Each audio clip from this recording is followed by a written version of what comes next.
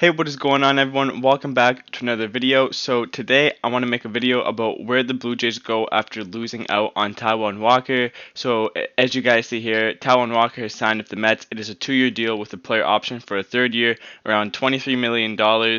And the Blue Jays apparently didn't make an offer to Walker, whether it is they didn't feel like he was the right fit for the team or they didn't want to spend any money, which it's seeming more like that now because the Blue Jays haven't really spent a lot of money on pitching besides their bullpen this year, and they've made some pretty big signings. Obviously, they signed George Springer to a $150 million contract. They signed Marcus Semien to a 1-year $20 million deal, or around $20 million.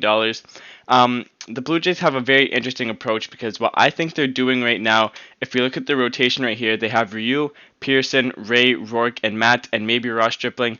So Ryu is a good starter. He's really good. He's their ace. Pearson is going to be on a innings limit, so that's going to be interesting to see how they use him this year, or if there's going to be more weight on his shoulders to do more than what he can.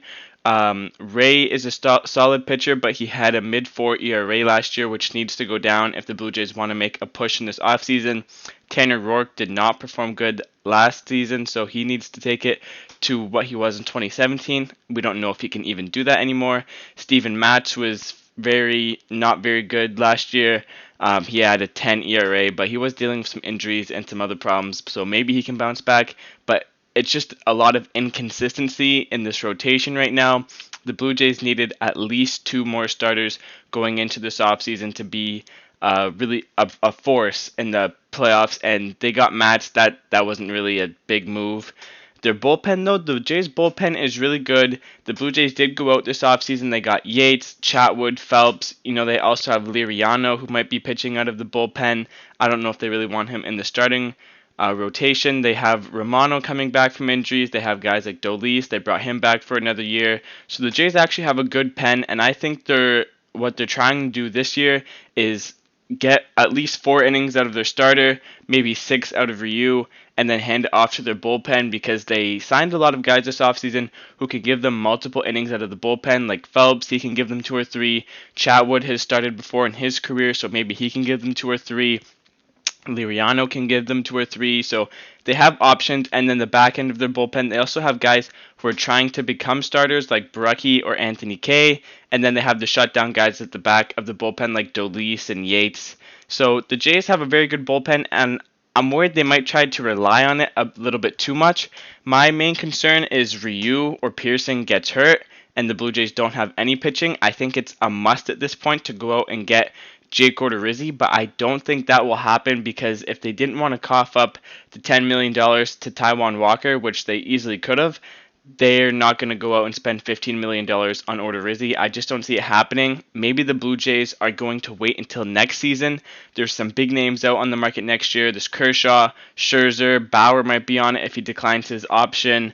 Syndergaard's going to be out on the market, Stroman. So there's a lot of other names coming out next year on the market, but the Blue Jays, I don't think they want to wait that long because by next year, Ryu is going to be going into his 3rd year on the team, and he's getting up there in age. My main concern is how much does he have left in the tank after this year? Marcus Semien most likely won't be on the team next year with that shortstop market the way it's looking. So the Blue Jays, their window is this year. I think if they added like Kyle Hendricks or Sonny Gray or either one of those two and then Taijuan Walker, the Blue Jays would have been in a very good position. Right now, if the Blue Jays were to go and face the teams that they would have faced last year in the postseason, say they faced the Tampa Bay Rays, they're most likely going to outscore the Rays this season after adding Semien and Springer and then other hitters developing. But the Rays have a lot more pitching than the Jays do, so it comes down to the pitching depth that late in the year, and the Blue Jays just don't really have it. Say they do outscore the Rays and they make it to the Yankees. So here, you got game 1. You got Ryu against Cole. Maybe the Blue Jays sneak away with a win there. Game 2, you got Severino, and when he's healthy, he's really good.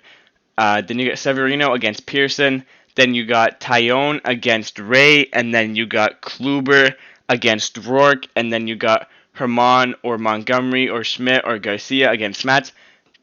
The Rays and the Yankees both have a lot more depth than the Blue Jays, so the Jays just don't really have that elite starting pitcher depth.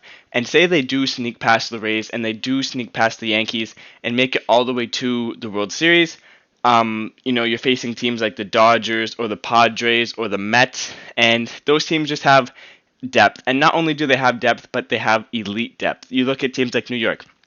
They have Syndergaard, DeGrom, Carrasco, Stroman, and then they got Peterson, Walker, Lucchesi in the fifth spot. So they have lots of elite options for the fifth spot. The Blue Jays' fifth spot is a guy that had a 10 ERA the year prior, or a guy that had a 7 ERA and gave up 6 home runs in one game against the Yankees. I know it was a shortened season and there's some other stuff in play, but it's just not going to cut it, especially if they don't perform well this year. I think the only way the Blue Jays make a move, I don't see them getting Odorizzi, is if Rourke or Matz underperform. I think they're going to take this all the way until the trade deadline and assess the situation there. If they need to go out and get another starter, maybe at a lower price. They might also be waiting for Manoah or Woods Richardson to develop into a starter, or Baraki. So it's going to be interesting to see.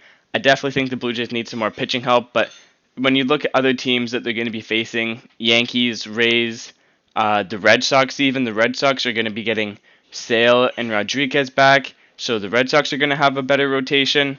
The White Sox are going to be a hard team to beat, especially if they face them in the playoffs. So the Blue Jays are behind other teams as a rotation. I don't think Walker would have taken them to the World Series level.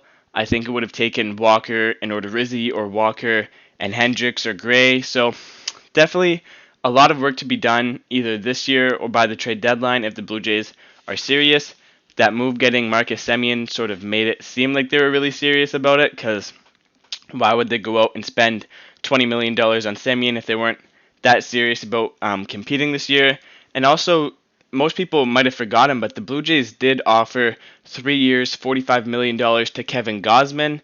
He went back to San Francisco, however, on a 1-year, $19 million deal. So they obviously have the money to go, because that's what Odorizzi's demands are.